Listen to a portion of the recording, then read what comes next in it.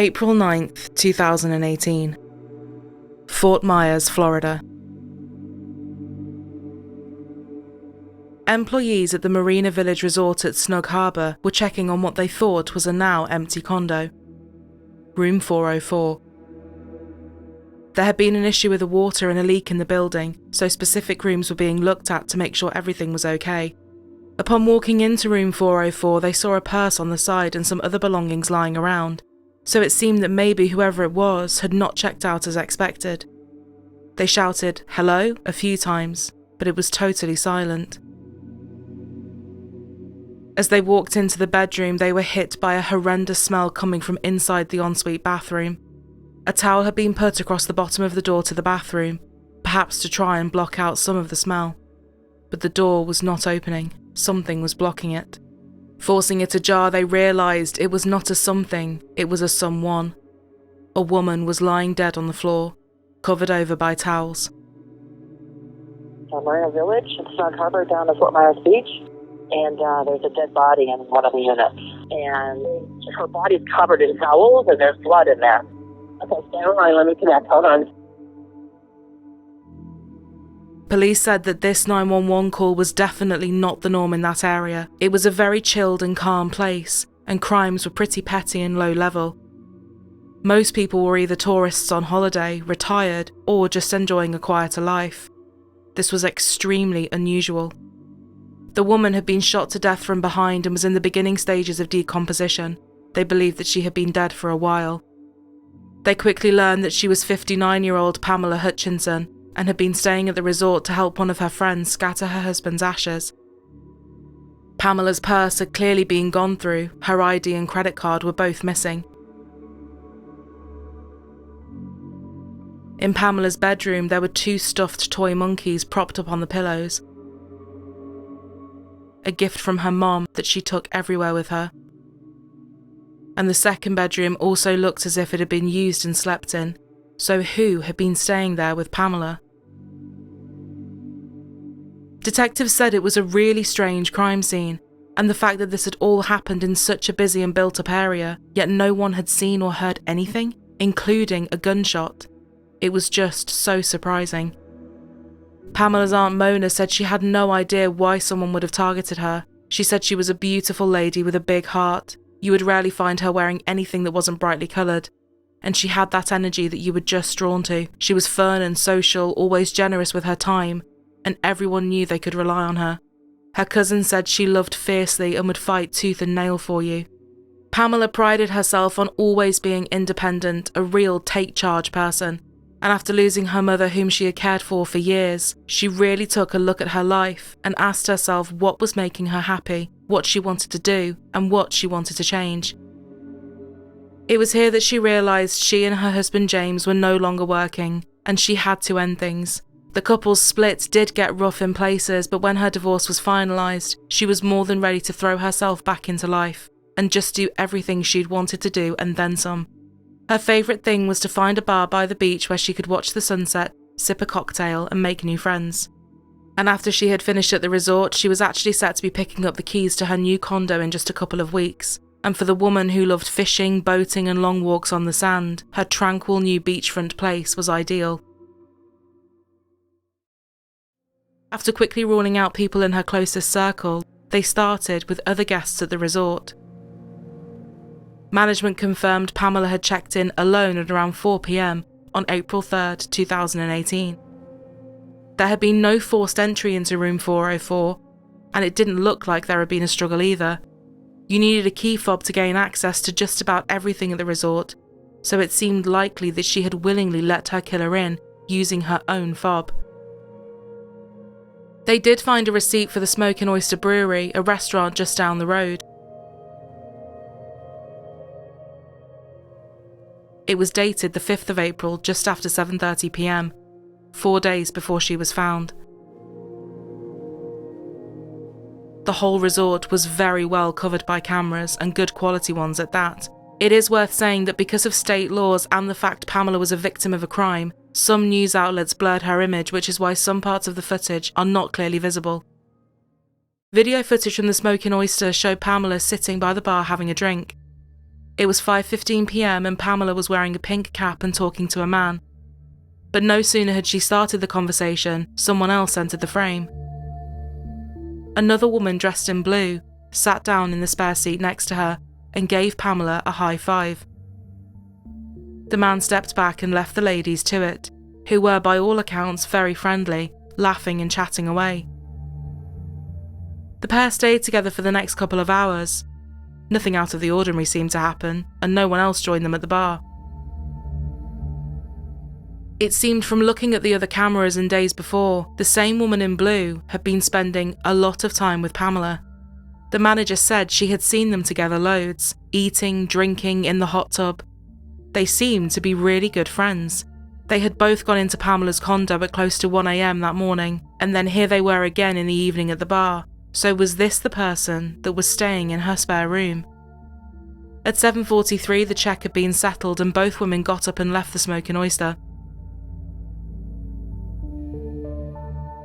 3 minutes later, the pair were seen entering into Pamela's condo on the 4th floor of the resort. Nothing else happened for the next 45 minutes. But then, at 8:30 p.m, the lady in blue came back out, stood on the balcony, and appeared to be crying and talking to herself. No one else entered Pamela's room or left it that night, and because they knew what time Pamela had died, it seemed pretty cut and dry that whoever this woman was Pamela's killer.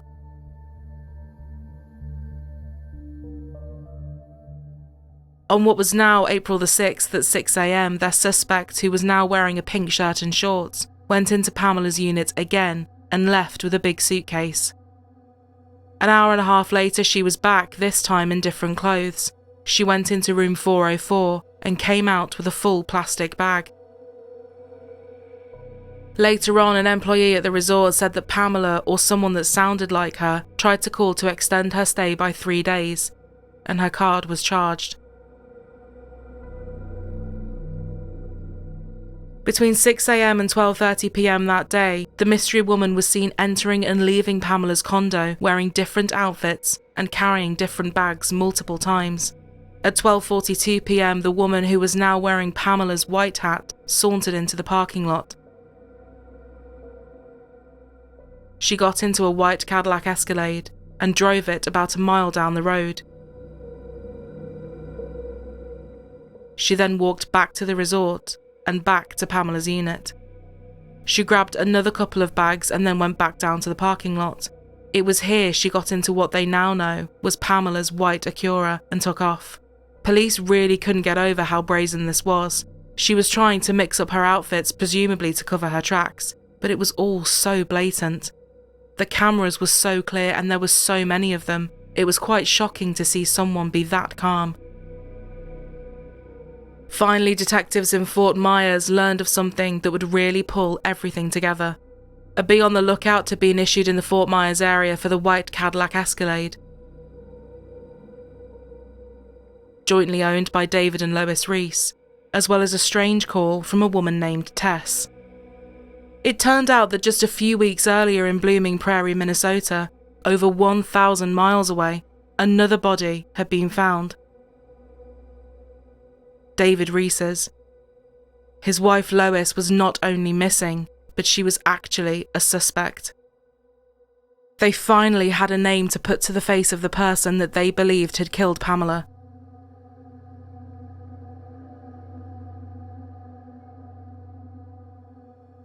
Before David was found dead, Lois had told some of his colleagues that her husband was away on a fishing trip. She told others he was ill with a stomach problem. David's employees not only found it very unusual that David was out of work, but they also thought a few texts from him had been odd too. David's texts were almost always a bit all over the place because he had big thumbs and often joked that he couldn't type properly. But lately his messages had been very different. Everything was spelled and punctuated correctly. It really did look like it was someone else on his phone. Trusting his gut, David's business partner called the police and asked for a welfare check. When police got to the Reese house, the bathroom window had been left open, which, given how cold it was outside, was definitely a bit weird. Peering through the dark room, they could see someone lying on the floor. Once inside, it seemed that nothing was disturbed in the house.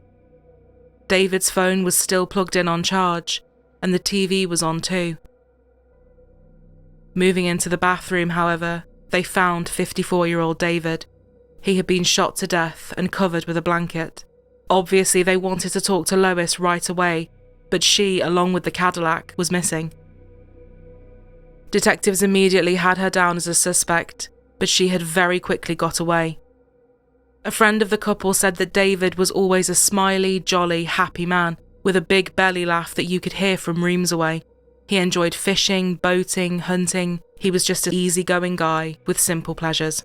He had served in the Navy for years, staying on the reserves list long after that as well. David and Lois had married in 1982 and had 3 children, Billy, Bria and Braden.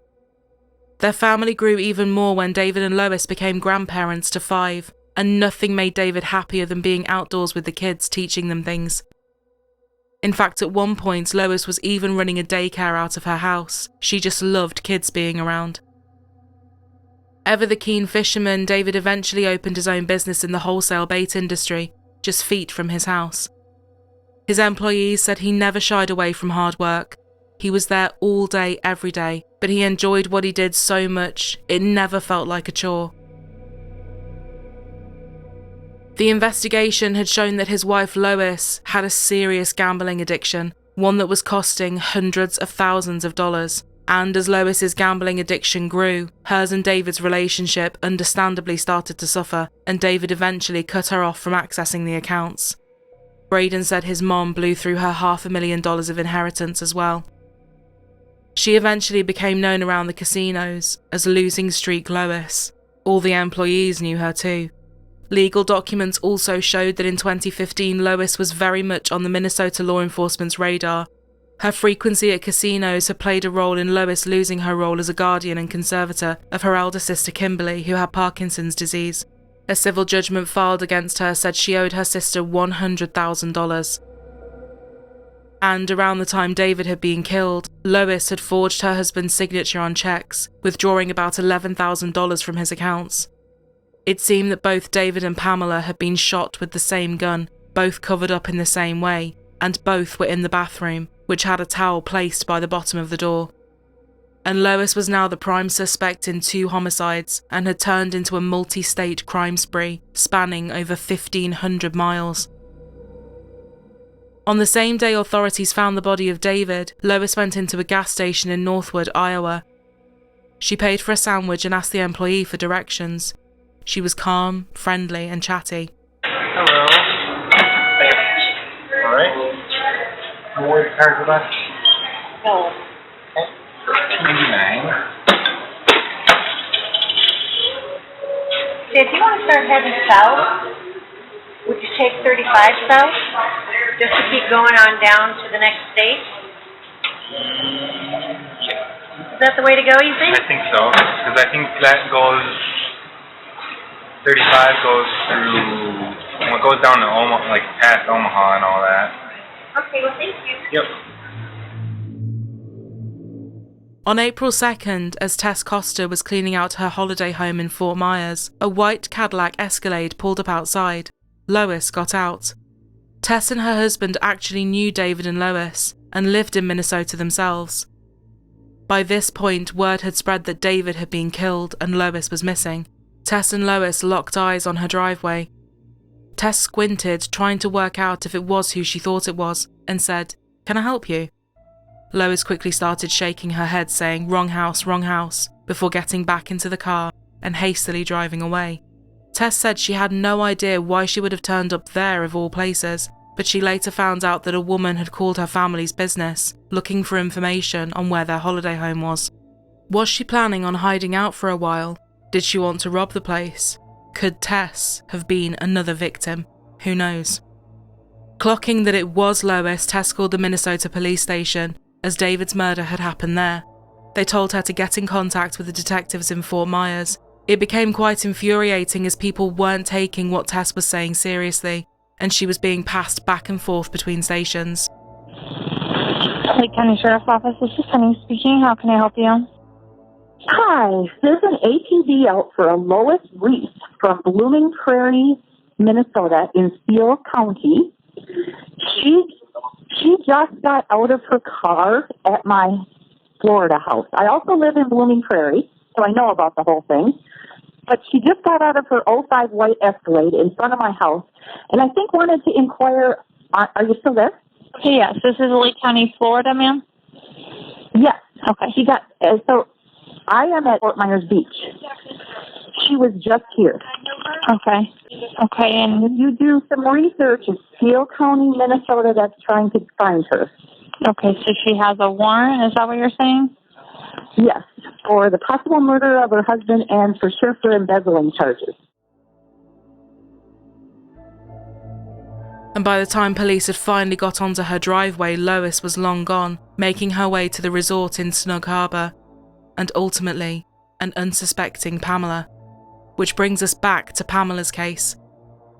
Police now believe that she had befriended Pamela because Lois thought that they shared a resemblance, and she wanted to steal her identity and stay on the run.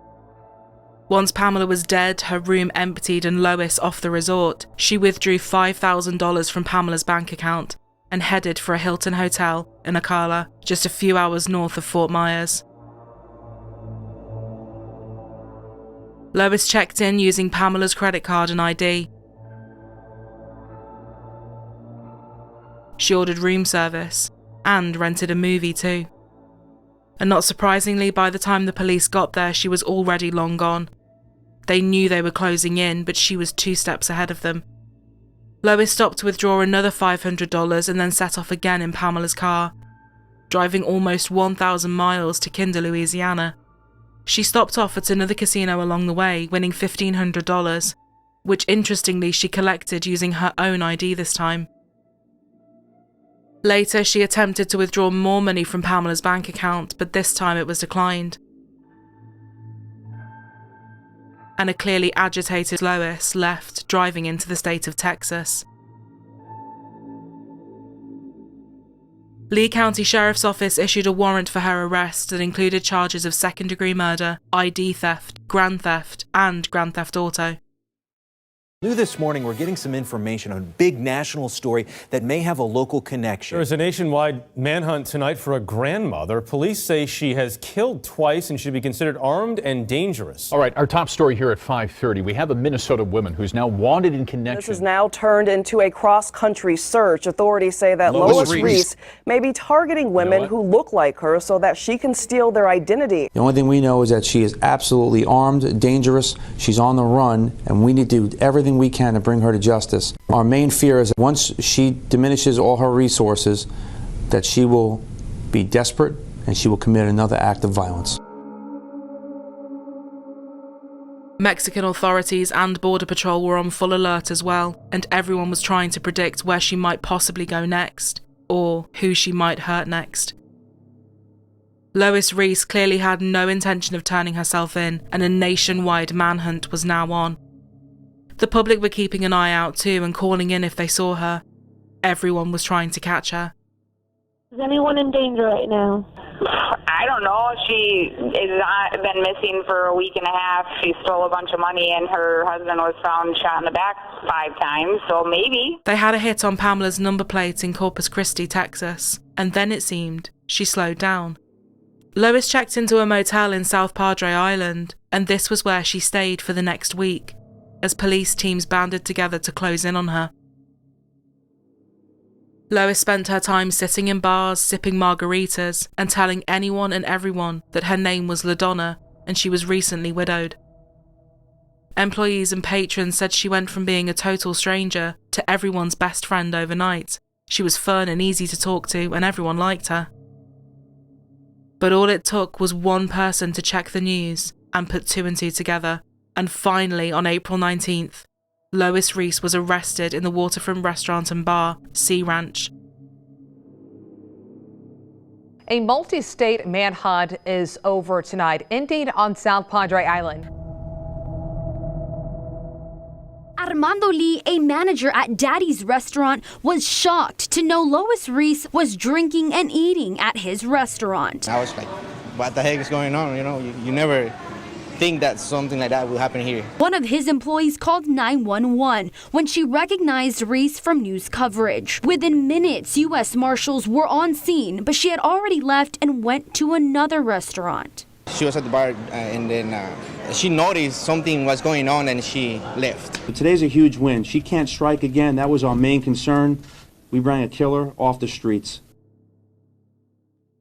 She was extradited back to Florida and was held without bond. Detectives that interviewed her said she was cold, evil almost. There was nothing behind her eyes. She was just blank. Her motel room was full of stuff, most of it not even hers. Bags, Pamela's clothes and jewellery, CDs and DVDs, specifically Christmas related, casino flyers, guns, drugs, checkbooks, maps with hand-drawn directions on them. Detectives felt sure that she would have had more victims if she'd carried on, and the people she had spent time befriending in Texas feel lucky to be alive. A Texas woman says she was eating dinner here at Liam's Steakhouse on South Padre Island when accused murderer Lois Reese struck up a conversation with her. She came up to the bar where I was having dinner and she said something like, well, I guess we're both dining alone. She's very, I guess you could say, friendly, outgoing. She said she was a widow. I'm a widow as well, and that's kind of how we, I guess, kind of connected. I didn't know that she was a widow because she killed her husband. So the woman says she drove Reese back to the Motel 6 she was staying in that night. Friday the 13th, we had dinner again at the same spot. And Friday the 13th is really my lucky day because she did not kill me. That night at Liam's, she said she didn't feel right, and the bartenders think Reese may have put something in her drink. Maybe she might have wanted an excuse to come home with me. I don't remember how we talked about how she was going to come back to my house. But Reese did spend the night at her house. She saw that I had a lot of security cameras in my house, and maybe that saved my life. I don't know. Text messages seized as evidence by detectives show the two discussing other plans together. Would love to keep in touch, Reese writes. And in another, she says, guess where I'm dining, my friend. Wish you were also. The woman told me she and Reese planned another dinner together, but as the time got closer, she didn't hear from her. When she got to Liam's that evening, a waiter broke the news. I can't describe the feeling that I had in my stomach. I had like the shakes. I was in a state of shock. I just couldn't believe it. I just feel like I dodged a bullet. Good afternoon, everybody. Thank you for being here today. I'm Chief Assistant Amira Fox. Today, a Lee County grand jury has indicted Lois Ann Reese for first-degree murder with a firearm of 59-year-old Pamela Hutchinson on Fort Myers Beach in April of this year. A grand jury later indicted her on first-degree murder charges, first in Pamela's case and then David's. She pleaded not guilty. 6:05 is your time now. Accused killer Lois Reese is now facing the death penalty. The state attorney's office announced the decision yesterday afternoon. Today we might get some more information on when the trial for Lois Reese will start. She has a pretrial conference today in Lee County. During her last appearance, her lawyer asked for more time before her trial. Finally, in December 2019, first-degree murder with a firearm, a capital felony, which is punishable by the death penalty or life. How do you plead? Guilty. Do you admit that on or about or between April 5th, 2018 and April 9th, 2018 in Lee County, Florida, you did unlawfully from a premeditated design to effect the death of a human being, kill and murder Pamela Hutchinson, a human being, by shooting her with a firearm, and during the commission of said offense, did carry, display, use, and did actually possess a firearm, discharge a firearm, and as a result of the discharge, did cause the death of or great bodily harm to Pamela Hutchinson. Do you admit that? Yes. Lois pleaded guilty to the first-degree murder of Pamela Hutchinson, grand theft of a motor vehicle, grand theft, and criminal use of identification. The now 57-year-old was given a life sentence without the possibility of parole. and in August 2020, despite another not guilty plea in her husband's murder. Today, Reese pleaded guilty to first-degree premeditated murder in the 2018 slaying of her husband, David, accepting another life sentence without the possibility of parole. Lois also changed this and pleaded guilty to first-degree murder. She was sentenced to life in prison without the possibility of parole for a second time. In court, her angry son Billy said, "You just left. We had nobody. It will take a lot for me to talk and see you ever again. There's no excuse for it. I don't care how many times you apologise. You stole something from us." Her second son Braden said that no one could ever have seen this coming. Yes, she had her demons when it came to the gambling, but double murder? They couldn't believe it. Nobody ever suspected anything like this. It has devastated our family. Reese shared home videos of his mother, painting a different picture of the woman known in some national headlines as the alleged killer grandma. My mom was a good lady. She was a caring, always put herself second and us kids first. Braden Reese says he believes his mother may have had some kind of mental breakdown. Something happened in her brain, like made her snap. She had her own demons, lately. I guess the past few years, developed a gambling addiction and was dealing with that. Shocked, man. I'm still shocked. It's a bad movie. I feel like I'm gonna wake up and it's gonna be, back to normal. But it's not. Lois's friends said the same. She had always been the kindest, most personable lady, never so much as even an angry outburst. In later interviews and a documentary called I'm Not a Monster, Lois claimed that she and her husband had argued a lot, and that he allegedly gave her a gun during an argument and told her to get it right this time, referencing her trying to take her own life. I had never anticipated hurting that woman.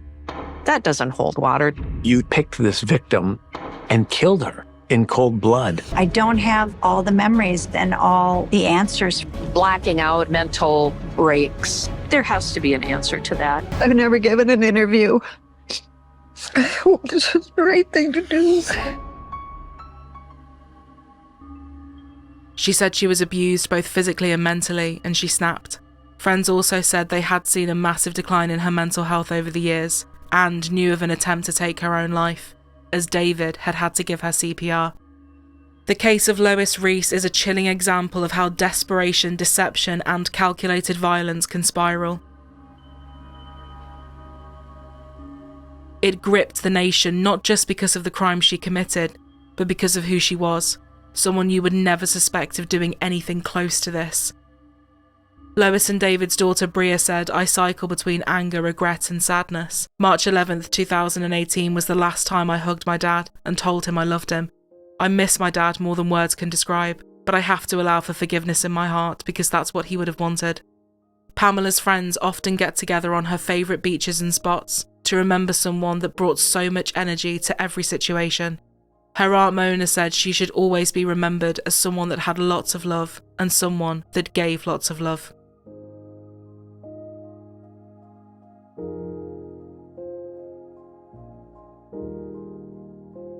We are so grateful to all of our viewers and all of our patrons, and we'd love you to consider joining our little community over on Patreon. It supports us as a channel, and we couldn't be more appreciative of anyone that does so. It also gives you behind the scenes, extra episodes, and early ad-free access.